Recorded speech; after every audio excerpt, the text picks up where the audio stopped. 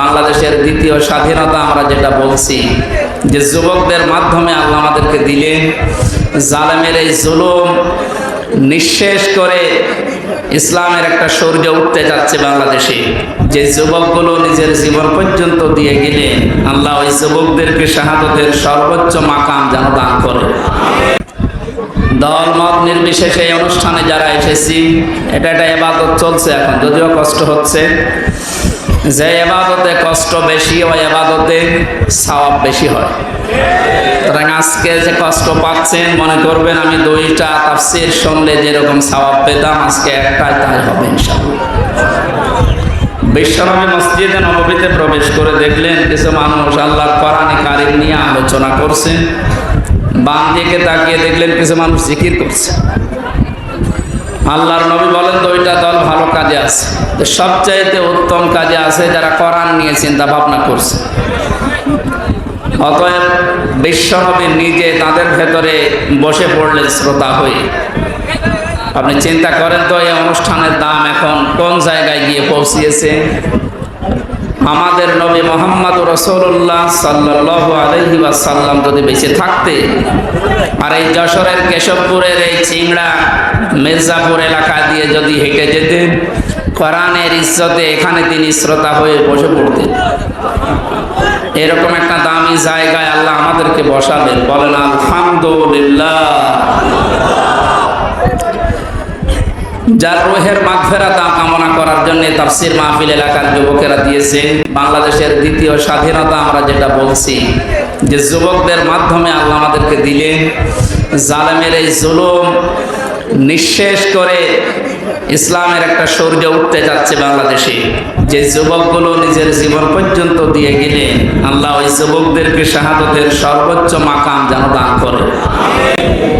ইহুদি খ্রিস্টান সহ দাদা বাবুদের টাকা পয়সা খেয়ে অনেকে এখন উল্টাপাল্টা কয়েকদিন ধরে বলতেছে যে শহীদ আবু সাইদ, শহীদ মুগ্ধ, শহীদ আবু রায়হান সহ পুলিশের এই পিছন ভ্যান থেকে যে উপর থেকে একটা ছেলেকে ফেলে দিয়েছিল শহীদ ইয়ামেন, এখনো শহীদ হয়নি মনে হয়, শহীদ হয়ে গেছে।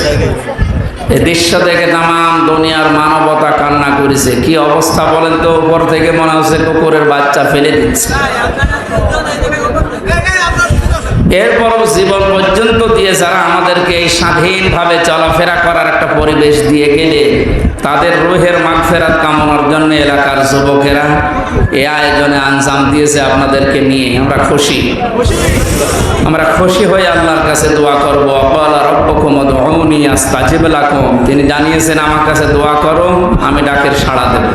সুতরাং তার কথা অনুযায়ী আমরা দোয়া করব। আজকে আসলে বের হয়েছে অনেক আগে, রাস্তাঘাটের অবস্থা এবং দূরও একেবারে কম না।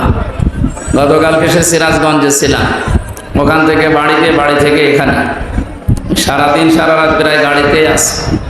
তারপর আল্লাহ সুস্থভাবে আমাদেরকে পৌঁছিয়ে দিয়েছেন, বলছে আলহামদুলিল্লাহ।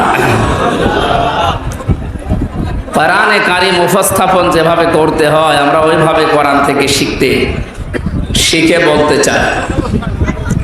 আল্লাহ পাক বলেন কিতাবুন উনজিলা ইলাইকা ফালা ইয়াকুম ফি সাদরিকা হারাজুম মিনহু লিতুনদিরা বিহি ওয়া যিকরা লিল মুমিনিন। এই একটা কিতাব আপনাকে আমি দিয়েছি, একটু আওয়াজ বাদ দেন। কোরআনের কথা আরম্ভ হলে কথা বলা জায়েজ নেই, চুপ করে থাকা এবং শোনা দুইটাই ওয়াজিব। দুইটাই কি? সুতরাং আপনি ওয়াজিব তরক করলে, বেতের নামাজ ছেড়ে দিলে যেমন গুনাহ হয়, এখানে এখন কথা বললে অন্তত যতক্ষণ কোরআন আমি চালাবো এবং যদি না শোনেন আপনার গুনাহ হবে। ওয়াজিব তরক করার এই জন্য একেবারে নীরব নিস্তব্ধ হয়ে যায়। পৃথিবীতে কিতাব, এই যে কিতাবুন, এই একটাই মাত্র কিতাব আল্লাহ তার নাম দিয়েছেন কোরআনে কারীম। পৃথিবীতে অন্য যা আছে এগুলো কিতাব নয়, কিতাবের ব্যাখ্যা। এগুলো কি? কারণ একটা কিতাব ফেরেশতারা চেনে, পৃথিবীর কোনো কিতাব আর ফেরেশতারা চেনে না। আমরা এখন এই দেশে, বিশেষ করে বাংলাদেশ, ভারত, পাকিস্তান, এই 3টা দেশে যারা দায়ী আল্লাহর কাজ করি, অধিকাংশগুলো টেনে বলি, যে যেদিকে আছে ওই দিকে টেনে নিয়ে যায় না। কোরআন কিভাবে প্রচার করা লাগে আল্লাহ এই আয়াতে শিখিয়েছে।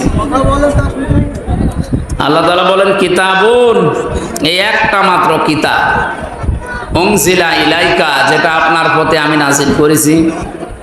তাহলে এই আয়াত দ্বারা বোঝা যায় পৃথিবীতে কিতাব আল্লাহ পাঠিয়েছেন শুধুমাত্র একটা, আর এখন দুনিয়া যত আছে এগুলো আর কিতাব নয়, কিতাবের ব্যাখ্যা। কি বলেন তো? এ পর্যন্ত শেষ না, আমি যে কথা বলি ওখান থেকে একটা শিক্ষা নিয়ে আসি, নিরপেক্ষ দৃষ্টি নিয়ে আপনি দেখবেন। কিতাব আল্লাহ বললেন কয়টা বলেন তো? সবাই বলেন। রাসূলুল্লাহকে আল্লাহ আদেশ দিচ্ছেন, ইয়া আইয়ুহার রাসূল বাল্লিগ মা উনজিলা ইলাইকা মির রাব্বিক, হে নবী আপনাকে আমি যে কিতাব দিয়েছি ওই কিতাব, আপনার প্রতি যেটা আমি নাজিল করেছি ওইটা আপনি বাল্লিগ, তাবলীগ করেন, প্রচার করেন, ওটা মানুষের ভেতরে পৌঁছিয়ে দেন। তাহলে এই আয়াত আর এই আয়াত, এই দুইটা সামনে রাখলে এক বাক্যে বলা যাচ্ছে আল্লাহর পক্ষ থেকে আমাদের কাছে যেটা এসেছে তার নাম কোরআন শরীফ। বলেন কি?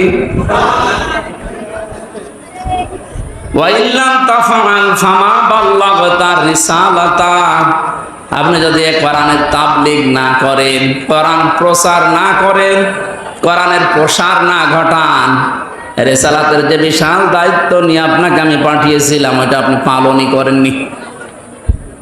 আমি জানি কোরআন প্রচার করতে গিয়ে বহু সমস্যার সম্মুখীন হবেন, বাধা আসবে, যেটা 17 বছর আমি পেলাম। এই যশোরে কতদিন পর্যন্ত আমারে আসতে দেয়নি। কিছুদিন আগেও যিনি দায়িত্বে ছিলেন, আল্লাহর একটা অভিশপ্ত বান্দা, এই মলয় কুমার না পলয় কুমার, কি নাম, এদের নাম বলাও তো দুষ্কার। এ বহু তাফসীর মাহফিলে যশোরে আমির হামজা নাম দেখলে 144 ধারা দিয়ে দিত, এখন আল্লাহ ওরে 144 ধারা দিয়েছে। ওরে যদি সত্যিই কেউ পায় পিটিয়ে বের ফেলবে।